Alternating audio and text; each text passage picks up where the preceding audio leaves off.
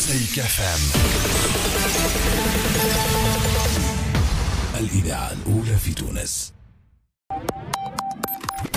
هو السيد خميس الجناوي وزير الخارجية الأسبق، هو دبلوماسي مخضرم، هو اللي كان موجود في حكومة الصيد وحكومة وكان موجود زاد في مع الباجي قايد السبسي أساسا كولاية للخارجية. خميس الجناوي وزير الخارجية عنده 8 أشهر ما تكلمش منذ استقالته. مرحبا بك سي خميس. قبل كل شيء زيلا على الاستضافة هذه سي خميس باش تمشي العديد المحاور شوية اخر. نحكيو على ليبيا، نحكيو على لائحة موجودة في البرلمان اليوم تحكي علاقتنا بفرنسا وعلى علاقتنا بالاستعمار. لكن نحب نبدا بزوز ولا 3 اسئله الحقيقة نتاع عبد ما يعرفش، والأسئلة نتاع العبد اللي ما يعرفش تقول كيف يتم اتخاذ القرار في السياسة الخارجية في تونس اليوم سي خميس؟ ما بين اليوم نحكي اليوم بصفة عامة في ضوء الدستور التونسي، مانيش نحكي اليوم على وزير الخارجية الموجود ورئيس الجمهورية الموجود، نحكي بصفة عامة اليوم كيف يتبلور القرار السيادي التونسي في الخارجية. كيفاش كنتوا تخدموا مثلا انت وباجي قايد سبسي مثلا؟ اعطيني مثال كي تاخذوا قرار. اولا ساعه انا نجم نعطيك جواب لاني كنت 4 سنين تقريبا وزير الخارجيه وكاتب دولة قبل. وزير الخارجية ليس موظف عند رئيس الجمهورية. وزير الخارجية هو من يقترح يقدم مقترحات لرئيس الجمهورية، يصيغ مبادرات، ورئيس الجمهورية الذي من المفروض أن يكون منسجم تماما مع وزير خارجيته ومتفاهمين على الأساسيات يدرس تلك المقترحات إما يصادق عليها أو لا يصادق عليها. وعادة لما يكونوا منسجمين وفيه يعني كومبليسيتي توتال فيما بينهم يمكن يقوموا بعمل ممتاز جدا لفائدة البلاد. وبالتالي المقترحات أغلبها تمر عن طريق وزارة الخارجية وتأتي من وزارة الخارجية من الدبلوماسيين في الوزارة، ثم من وزير الخارجية باتصالاته مع مختلف الأطراف الدولية يتقدم بتلك المقترحات، ورئيس الجمهورية يعني إما كما قلت لك يصدق عليها، وعادة في أغلب الأحيان يصدق عليها، ثم يتم يعني القيام والعمل بها. هذا هو كيفاش تتصاغ السياسة الخارجية. بطبيعة الحال احنا عندنا الدستور يقول أنه السياسة الخارجية هي من مشمولات رئيس الجمهورية.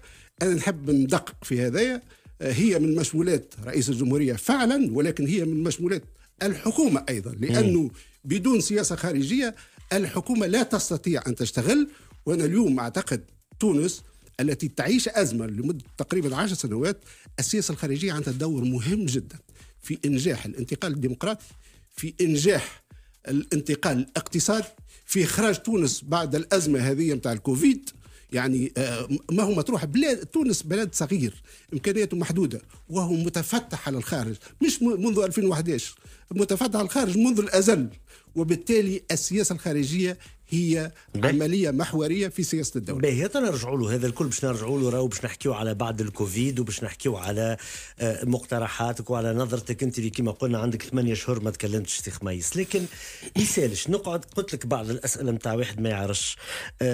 هل طرح عليكم خلال قيادتك للدبلوماسية التونسية، وهل طرح على البلاد التونسية أنها تكون قاعدة عسكرية، ولا أنه يتم استعمال مجالها الجوي في علاقة بالملف الليبي مثلا؟ لم يطرح هذا أبدا من عند أي طرف، من أي طرف، ولو طرح لرفضناه. مش مشكلة، أنا سألت ساعة قبل كل شيء هل طرح؟ لم يطرح. وشوف اللي يطرحوا في الأسئلة هذه مش عارفين بالضبط يعني كيفية صياغة العلاقات الدولية بصراحة. لا، لأنه اليوم موضوع القواعد العسكرية غير مطروح، مش في تونس فقط، ما في كل دول العالم. اليوم التكنولوجيا والإمكانيات التي لهذه الدول الكبرى مثل الولايات المتحدة وروسيا والصين وغيرها إمكانيات ضخمة تتدخل اليوم. إذا كنت تعني الولايات المتحدة الأمريكية، الولايات المتحدة الأمريكية عندها قاعدة استراتيجية منذ الحرب العالمية الثانية في نابل، وعندها في سيسيل، ويمكن وفي البحر المتوسط الحال عندها لا فلوت سيزيام فلوت يعني لا تحتاج إلى قاعدة في تونس. يعني أن هناك تعاون عسكري بين الولايات المتحدة اللي هي حليف استراتيجي لتونس فهمتني، والجهات التونسية المختصة، هذا شيء طبيعي. وتونس منذ أيام الزعيم الراحل حبيب بورقيبة سعت إلى تمتين هذه العلاقة، وهي علاقة متواجدة، وأعتقد أن كل الحكومات التي مرت كانت معناها يعني فرحانة بها نوعية التعاون هذايا. والتعاون هذا نقول لك أنا كوزير خارجية سابق معناها كان مفيد جدا في تأمين حدود تونس مع ليبيا. واليوم عندنا إمكانيات إلكترونية تمكن باش ننظروا في كل ما يمكن من تسريبات إرهابية وغيرها من تلك الحدود، وبالتالي فما تعاون وثيق وفما ثقة متبادلة بين أهل الاختصاص في تونس والولايات المتحدة. لكن لم يطرح أبدا موضوع أنه قاعدة. علاش نسألك سؤال هذا؟ على خاطر مؤخرا المكالمة الهاتفية ما بين وزير الدفاع التونسي وما بين جنرال لافريكوم تاونزند خلف عديد ردود الفعل على أساس أنه الولايات المتحدة قد تكون عندها فكرة الدخول بقوة في تونس، وإلا بقوة عسكرية حاملة للسلاح. هذا لم يطرح قبل. اللي تطرح هو التعاون أساسا، التعاون على التكوين ولا على المساندة. عمره ما تطرح القوى المسلحة. لا لم يطرح هذا. هو بطبيعة الحال كما قلت لك فيه تعاون، فيه تدريبات للجيش التونسي والقوات التونسية، فيه بطبيعة الحال يعني كنت تذكر الالي نون مومبر دو لوطون، هذيك فهمناها هذيك الموضوع الالي مومبر دو لوطون، اتفاقية واشنطن. لا ما عندهاش علاقة باتفاقية. لا هذيك معناها قرار أحادي الجانب من الولايات المتحدة تعطيه لبعض الدول التي تعتبرها حليفة أن تمكنها من كل المعدات العسكرية والأمنية، حتى لأنها تعتبرها حليف خارج حلف الناتو. احنا مشنا اعضاء في حلف الناتو، احنا دوله مستقله بطبيعه الحال، عندنا علاقات متميزه مع الولايات المتحده الامريكيه، تحب تضيف لنا اضافه جديده. واعتقد هذا هو اللي جاري به العمل اليوم في الحكومه الحاليه. انت قلت لي سيركولي ريان افوار، احنا خدمنا على امتداد 4 سنين وكان العمل ممتاز. شنو اللي صار وقت اللي جاء السيد رئيس الجمهوريه الحالي قيس سعيد سي خميس؟ شنو اللي جاء؟ شنو اللي علاش؟ ما هو مرد الاستقالة؟ ما هو مردها المباشر؟ هل هو أنك ما كنتش حاضر مثلا في أول لقاء دبلوماسي ليه مع السفير الألماني؟ هل أنه اعتبرت أنه لم تم تغييب خميس الجناوي على خاطر فما شكون قل، ولا على خاطر فما شكون قال خميس الجناوي غير معناها ما كانش حازم في عديد الملفات، منها مثلا مالطا مالطا شبيه مالطا هو ما يقولوا مالطا نتاع بخصوص السفاره. مالطا هذه موضوع. شوف يا سيدي احكي لنا انت لا اولا ساعه انا ما حبيتش نرجع لهذا بصراحه. ترجع لكن يعني انا لكن هذا مهم. شوف هذا موضوع يعني اصبح في التاريخ. انا ورئيس الجمهورية ثانوي، موضوع ثانوي. لا مش ثانوي. الوغ جوستومون ما لا مش ثانوي، لكن هو موضوع يعكس رؤيه. مش نقول لك عليه. هذا يهمني انا. هذا يعكس رؤيه. هو رئيس الجمهوريه الحالي السيد قيس سعيد، وهو رئيس تونسيين، يبدو انه اخذ قرار في عدم مواصله السياسه التي اتبعها خلفه.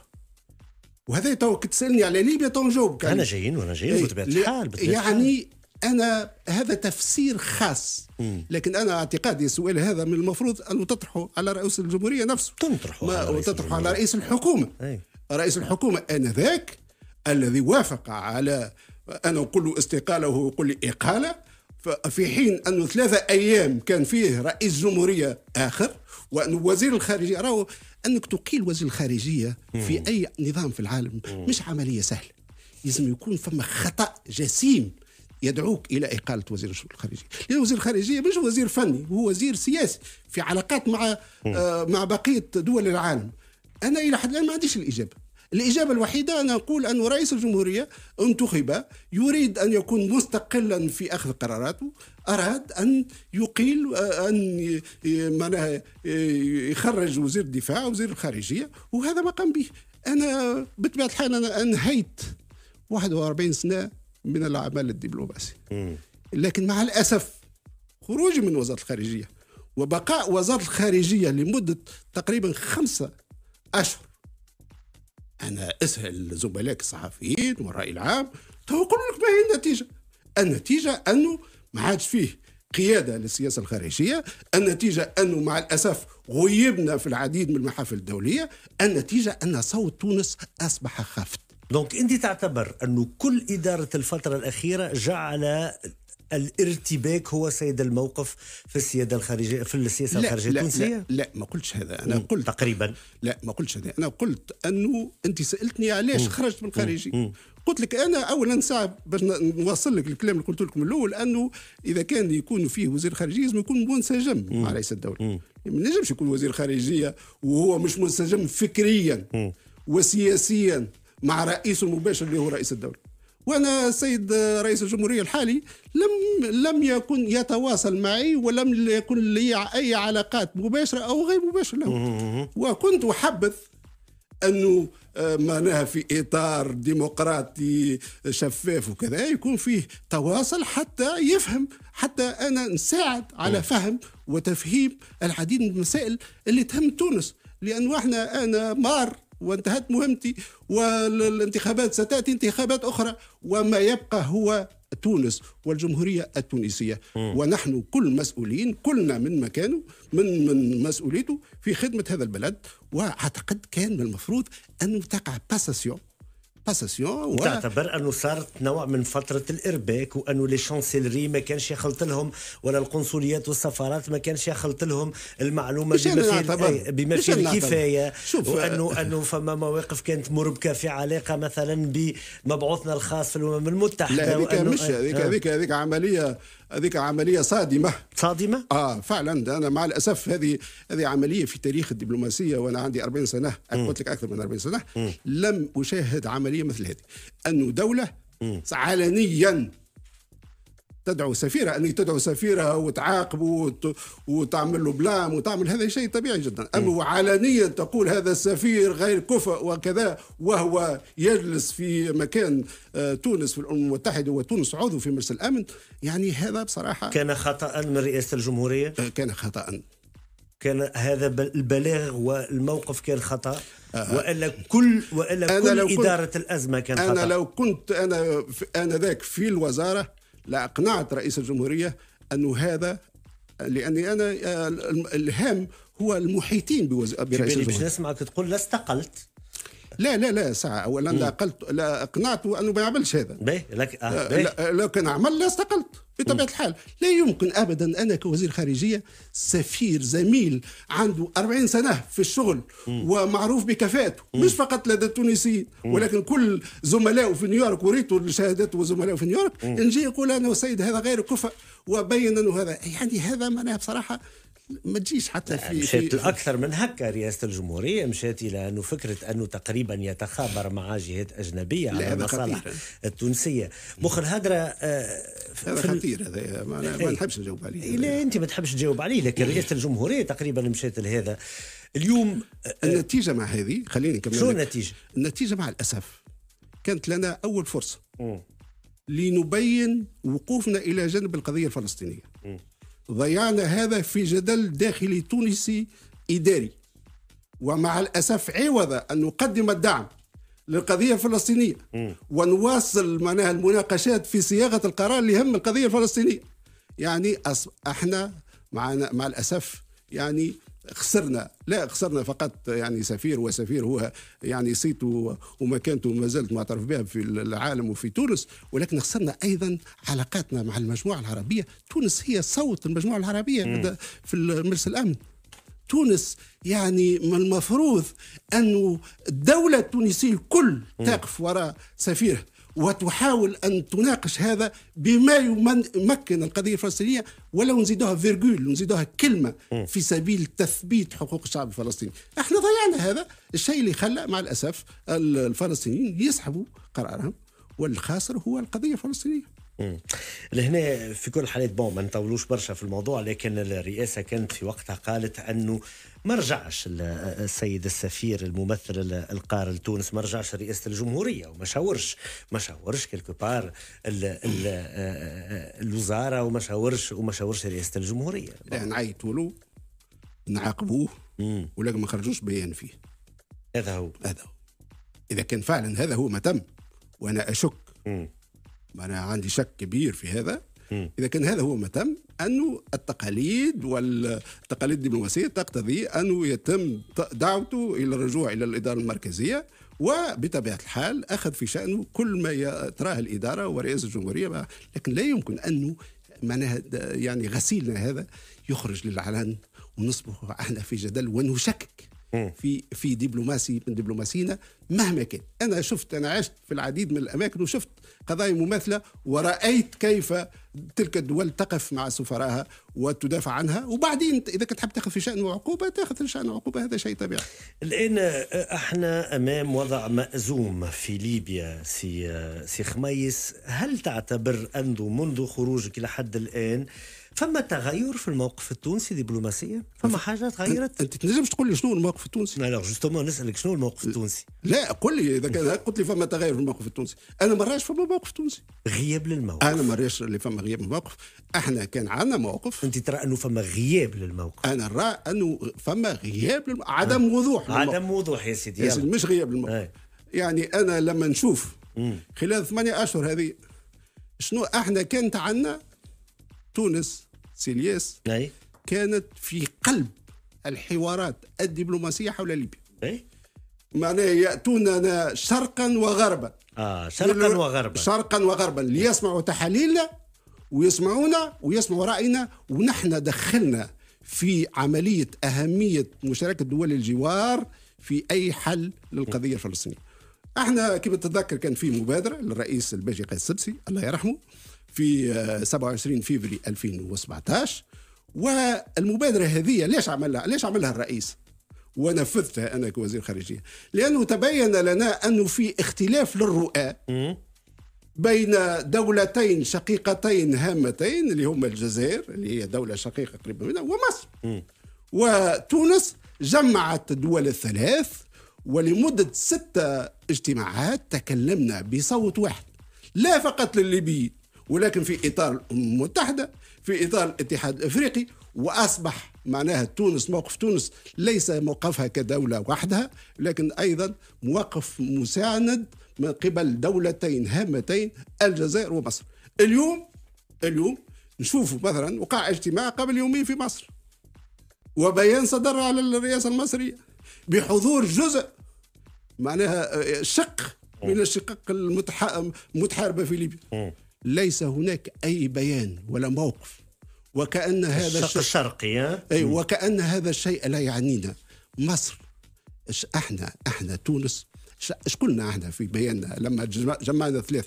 احنا موقفنا واضح، قلنا الحل لازم يكون ليبي بين الليبيين انفسهم، ما فماش حل عسكري ياتي تحت مظله الامم المتحده. ويعني وكان فيه اجماع دولي على هذا الموقف. اليوم الحرب تواصلت. انا كنت نتمنى انه تونس التي لها علاقات مع مختلف الاطراف، ان تونس هي تكون الدوله المجمعه للاطراف. لم يتم استدعانا حتى لألمانيا، كيفاش مجمعه احنا؟ والله هذا انا ما كنتش في ذاك في الوزاره، لم يتم استدعانا في اخر وقت. ولكن شوف، الدبلوماسيه والكرسي الفارغ لا يتماشيان.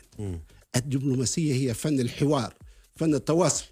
لابد ان تكون تونس في مكانها، تتحاور، تبدي رأيها، تعطي رأيها، تعبر عن غضبها. لكن أنه نقول لا ما نحضرش، هذا ما أعتقدش سياسة دبلوماسية. يعني هذا واحد يعني كأنه في علاقات ثنائية بين أفراد الدول. نحن نعبر ونتواصل مع الدول التي تشاركنا في الرأي والتي لا تشاركنا في الرأي. والدبلوماسية خلقت لهذا التواصل، لأنه بدون تواصل بين الناس اللي يشاطروا الناس الرأي ما فماش حلول. الدبلوماسية خلقوا باش يجدوا حلول مع الناس والأطراف اللي ما يتفاهموش معك. تعتبر اليوم أنه تونس في حالة فراغ، أنه تونس تخلي بلاصتها وما تملاش بلاصتها وغير موجوده لا بموقف واضح. لا ما قلتش هذا، انا قلت انه تونس اليوم انا بتجربتي المتواضعه نحب موقفها غير واضح، نحب نفهم شنو موقف تونس من القضيه الليبيه. احنا السيد رئيس الجمهوريه يعني تواصل مع السيد السراج اللي هو بطبيعه الحال رئيس حكومه الوفاق الوطني. حكومه الوفاق الوطني اللي ماخذه شرعيه من الامم المتحده، ولكن شرعيه اليوم بين مشروطه لانه فيه مع الاسف دخلت في حلف مع طرف اقليمي. ثم قبل السيد خالد مشري اللي هو رئيس المجلس الأعلى ولم يتواصل مع الأطراف الليبية الأخرى. ليبيا مش السراج والسي خالد المشري، ليبيا دولة أكبر من هذا. ليبيا هي جارة لنا وكل الليبيين. احنا تونس موقفنا احنا مع كل الليبيين، لانه الليبيين هذوما اللي ما نتواصلوش معهم غدوه ينجموا. انت اللي يعتقد انه مش يكون في حل عسكري وانه فما طرف سيسيطر على هذا مش فاهم نوعيه العلاقات الدوليه. اليوم فما شكون يقول انه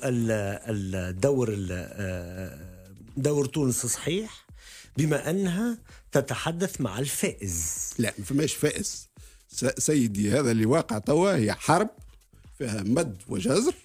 أنا لست، احنا كنا في الحكم معناها لسنا ضد لا سيد السراج فعلا هو حكومة الوفاق الوطني معترف بها حسب اتفاقيات الصخيرات ومجلس الأمن، ولكن أيضا في الشرق فيه شرعية شعبية اللي هو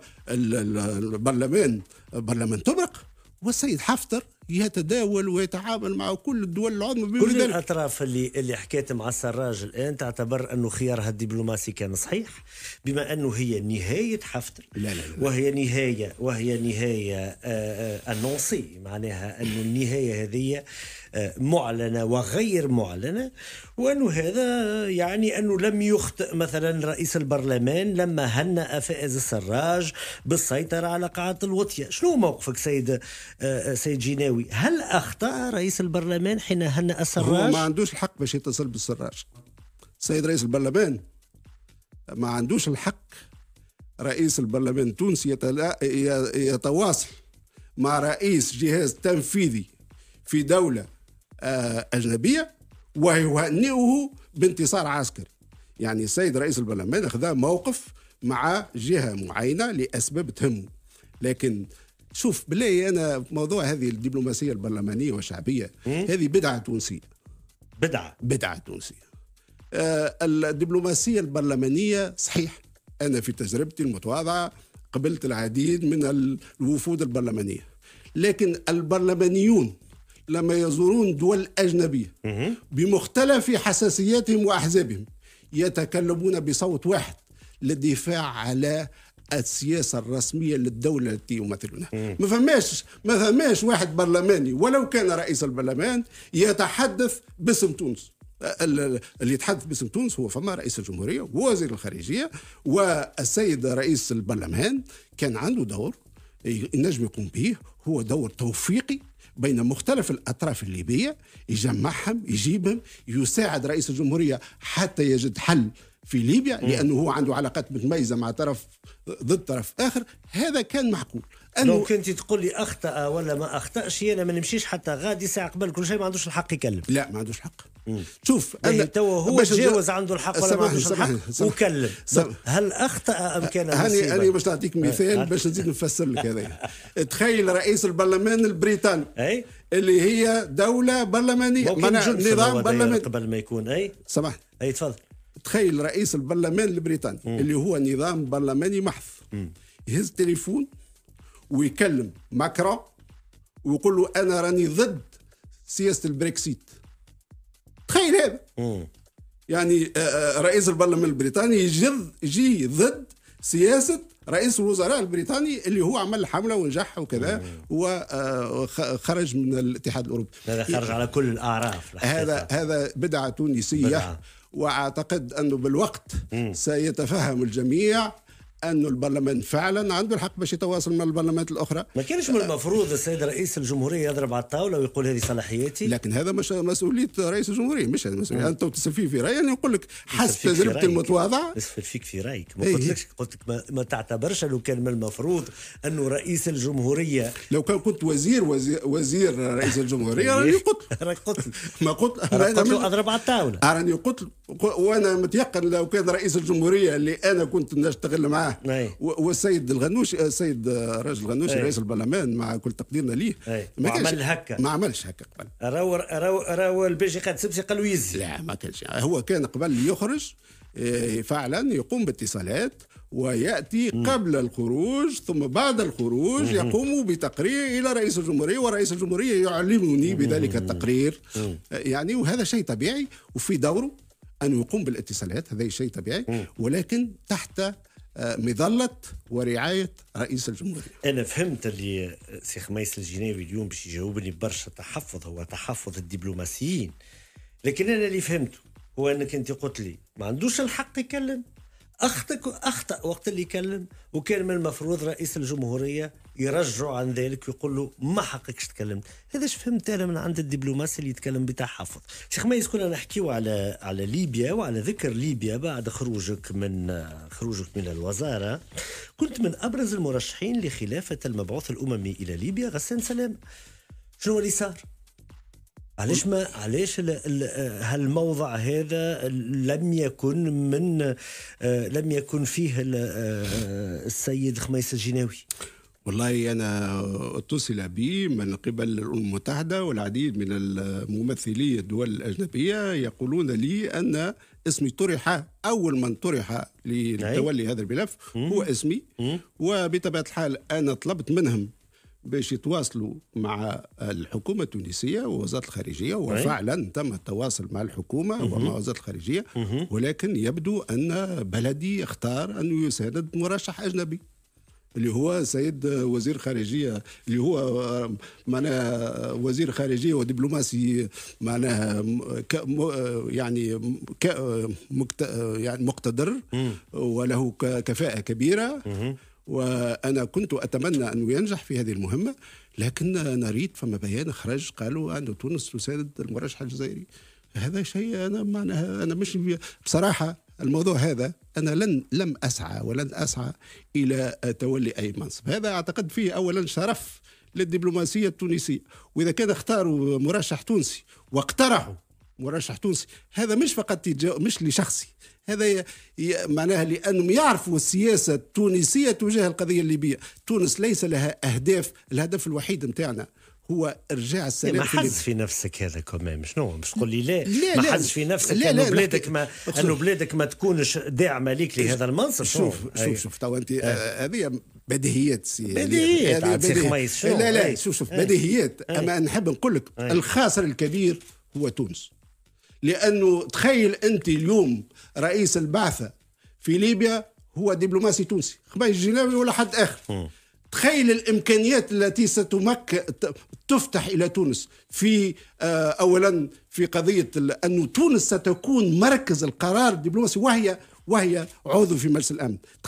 تخيل تونس عضو في مجلس الأمن، ورئيس الجمهورية معناها ستكون له اتصالات وكل دول العالم تتصل به حتى يكون له تأثير مباشر على القضية الليبية وتوجه القضية الليبية. هذا إبعاد ممنهج معناها حبك تخرج كليا عن المنظومة معناها. والله أنا أتساءل، أنا مش فاهم علاش. على كل كما قلت لك أنا معناها حز في نفسي شيء طبيعي، حز في نفسي، ولكن مش بالنسبة لي سي با فيتال معناها لافي. أنا إنسان معناها عندي تجربة لا بأس عليا، قمت بكارير ممتازة، بديت من كاتب شؤون الخارجية وصلت وزير الخارجية. اليوم أخذت أكبر نيشان معناها للجمهورية التونسية، الوسام الأعلى للجمهورية. لكن يقعد أكبر نيشان هو وقت اللي الواحد يخدم البلاد ويقعد يخدم البلاد، ودونك فورسيمون دونك أنت حز في نفسك. اليوم أصبح من الأقرب تعيين وزيرة خارجية غانا السابقة أنا تيتي. لا ما نجحتش لأنه هما الناس هذوما مش بيلوجوا على خميس الجناوي، هم يلوجوا على معناها يعني يمكن أن يساعد القضية الليبية، يروج على دبلوماسي هذا يعرف الملف وخلفيات الملف. يعني اقترحوا يبدو ما نشهدش، ما عنديش معلومة ثابتة، ما عنديش معلومة ثابتة واسمها مطروح، وأتمنى أنه تنجح هي، ما عنديش حتى مشكلة معها. ولكن معناها أنا اللي يهمني أنه في تونس جاتنا فرصة باش نكونوا هذا أعلى منصب أممي تتولاه تونس منذ المنجي سليم الله يرحمه. أما شنو اللي صار سي خميس؟ شنو اللي صار؟ عاد المره الجايه انت تستدعي الاطراف الاخرى وكل شنو اللي صار. دونك انا تحبني كصحفي شوف تحبني كصحفي يكون عندي معلومات الكواليس، انا نسال في انا شخصيا انا خارج، ما تعرفش علاش انا خارج توا الكواليس الامور الرسميه وما عنديش حتى علم. اللي نعرفه انه تم الاتصال بي بصفه رسميه من الجانب الاممي ومن بعض السفارات، مش السفارات الكل، وقيل لي ان اسمك راهو مطروح. يعني ما كانش ثابت اللي معناها 100%، لانه تعرف هذوما الانسون دي بيرسوناليتي نقدموهم للامين العام للامم المتحده. لكن هذا ثابت لك انه تونس رفضت بيسكو ما تعديتش، بيسكو قالوا له معناها شككوا قالوا احنا ما عندناش مرشح، قالوا احنا ما عندناش مرشح.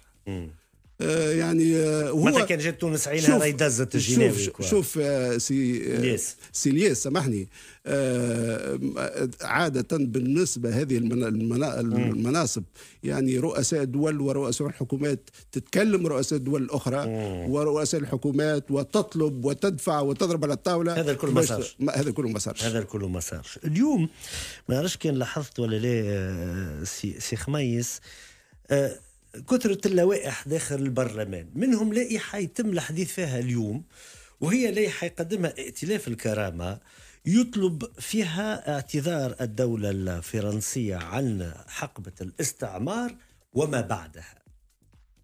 شو رأيك في اللائحة هذه؟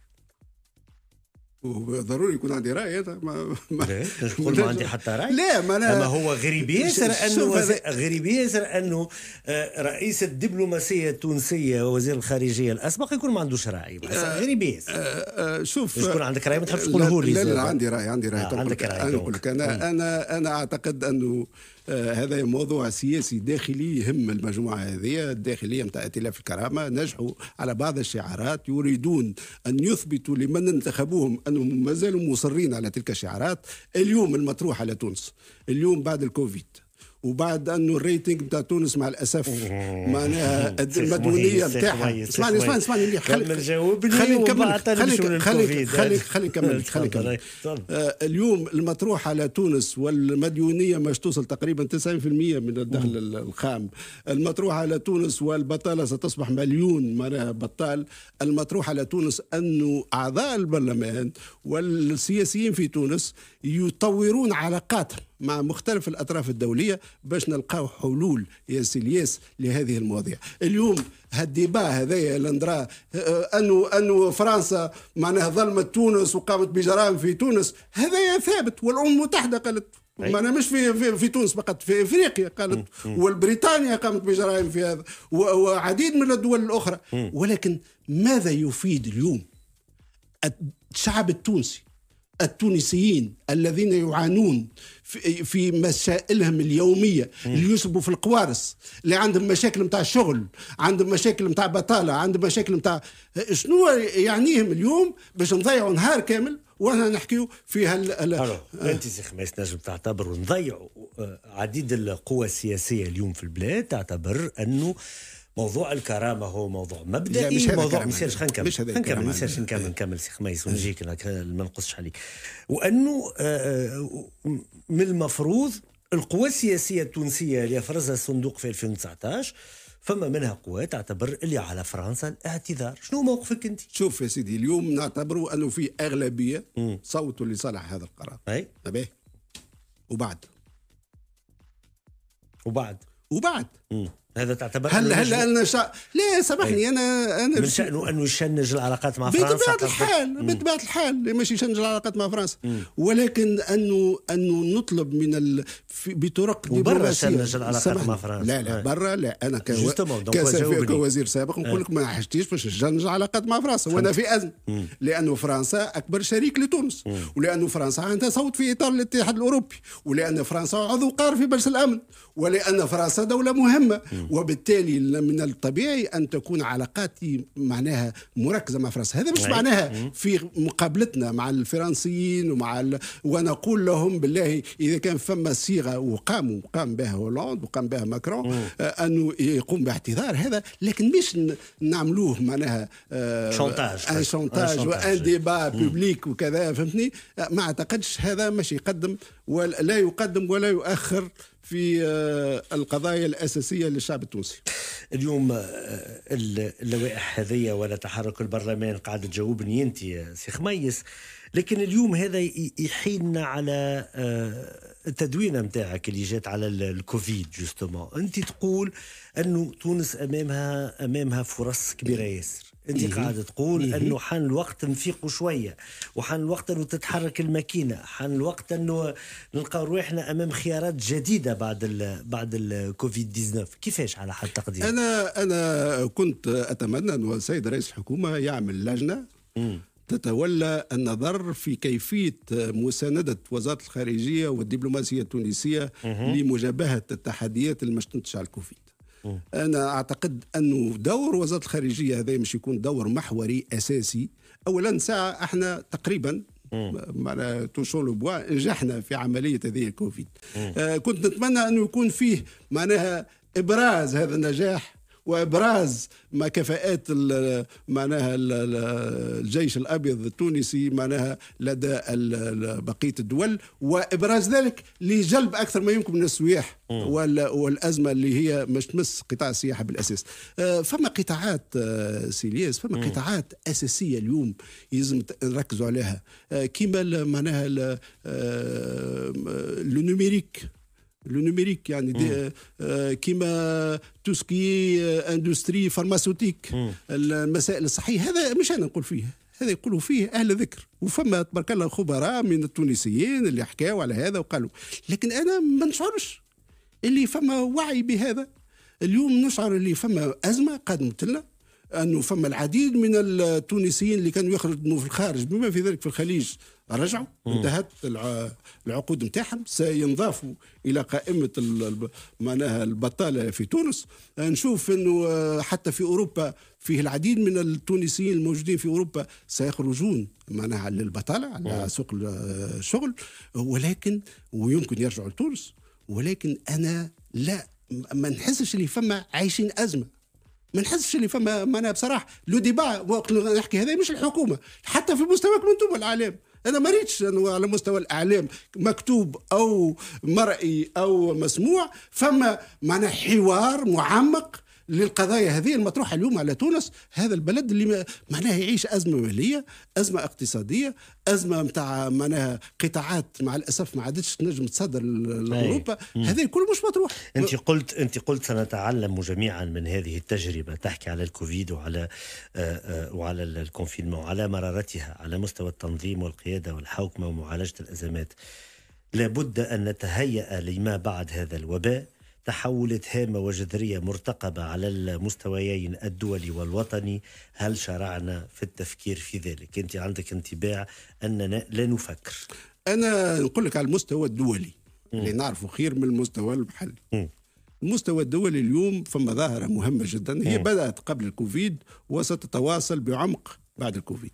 احنا نحكي بكري على القضية الليبية، المشكلة بتاع القضية الليبية مع الأسف أنه مجلس الأمن اليوم غير قادر باش يجتمع.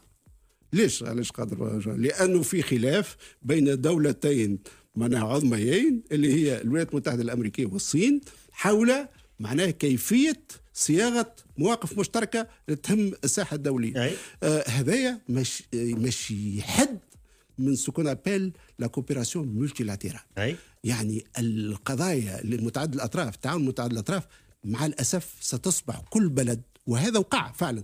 كل بلد يهتم بقضاياها الداخلية، وعندما يهتم هؤلاء الدول بما في ذلك شركائنا القريبين منا في الاتحاد الأوروبي بقضاياهم الداخلية، هذا سيكون له تأثير علينا. عزلة للجميع، عزلة للجميع. ونحن يلزمنا نستنبط اليوم طرق كيف نواجه هذا. سيتون دوني دو باز. يلا مالا اجا نستنبطوا مالا سي خميس. ماذا سيستنبط خميس الجناوي من تحرك سياسي على مستوى السنوات القادمه؟ لا هذا على خاطر اليوم شنو كل مره تحيني الحد، المره هذه ما تنجم تحيني كان لخميس الجناوي الحقيقه. السنوات القادمه هل من دور في نداء تونس مثلا؟ تحكي لا نداء تونس. انا دوري في نداء تونس.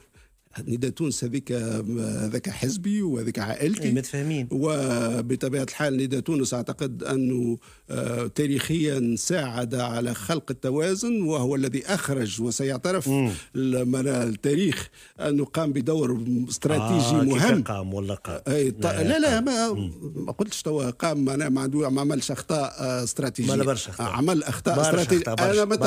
أنا متفق معك ولكن هذايا ما يمنعش أنه من 2012 حتى 2014 هذا الحزب أنقذ تونس من وضعية كانت نجم تكون شبيهة لليبيا. وي علاش؟ لو كان احنا ما جاش هك التوازن اللي عملوا حزب نداء تونس، راهو دخلنا في صدام فيما بيننا، وراهو خرجنا على مع الاسف. شوف تونس مش فريده في العالم، انت شوف سوريا، شوف اليمن، شوف مع يرد بالك بربي سي خميس شويه من هالقوالب الحاضره هذه نتاع انقذ حد ما انقذ تونس. ساهم على خاطر خاطر فما شكون يقول زاد انه التوافق هذايا ما بين النهضه وما بين نداء تونس على مده 5 سنوات خلينا في حاله جمود كامله، وانه حاله الجمود هذه على مستوى الحريات، على مستوى المؤسسات، وعدم القدرة على محكمة دستورية، الجمود الكامل هو اللي جاب زاد الشعبوية في 2019. هذا يردوا بنا شوية سي خميس. أولا أنا قلت ساهم مش أنقذ. لا قلت أنقذ. عفوا ساهم في إنقاذ تونس. وأنا قلت 2012 2014 ما دخلتش في المرحلة اللي تلت الانتخابات. اللي تلت الانتخابات وقعت فيه أخطاء جوهرية. وانت اخطاء جوهريه يتحملها اولاد النداء، يتحملها المرحوم باجي قائد سبسي زاده، يتحملها وابنه، يتحملوها الكل. لا يتحملوها. تو انا مش ما تسال فيا نسال فيك يتحملها. تسال في دبلوماسي زاده. يتحملوها اولاد النداء.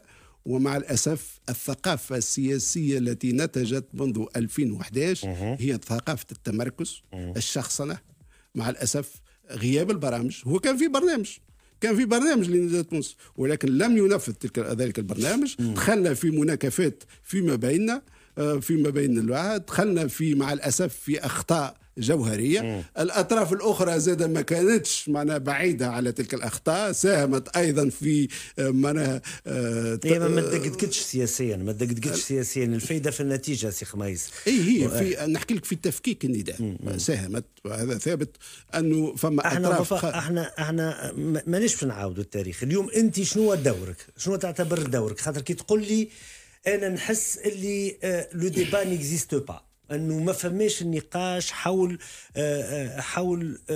الإمكانيات بعد الكوفيد، أنه نحس أنه حكومة وإعلاما شنو يقترح علينا سي خميس الجناوي، وأين سيكون دوره السياسي؟ شوف أنا معناها مهنتي بالأساس قضيتها في الدبلوماسية، ولما أدخل في أي عملية هو عملية للإضافة. والمنهج نحبش نعمل السياسة للسياسة، أنا نحب نعمل السياسة لتقديم إضافة لبلدي اللي أنا نتيجة بتاعه. وهذا نجم يكون سياسة. هذايا اسمعني. لا ما باش نتابع بعضنا. يعني ايش معناه؟ معناه إذا كان فما إمكانية والفراغ موجود لإنشاء وتعزيز وتوسيع حزب وسط اللي هو يكون معناه نواة النداء معناها أرجع تونس للتوانسة، أنا نساهم فيه. علاش تونس ماشي عند التوانسة؟ أنا نشعر اللي تونس مع الأسف معناها ضايعة في الشعبوية.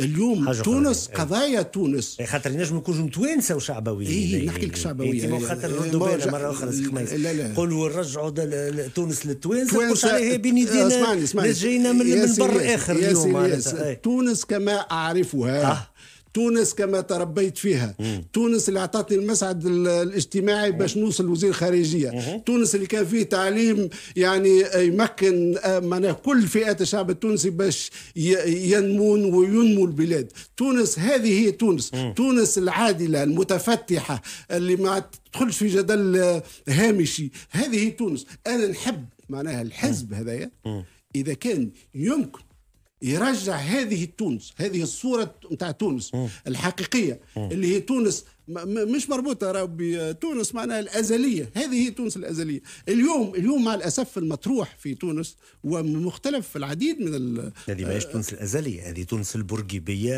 الوطنية بعد الدولة الوطنية مش الأزلية. خاطر تونس راهي تاريخها بورقيبة ما جابش تونس من لا شيء.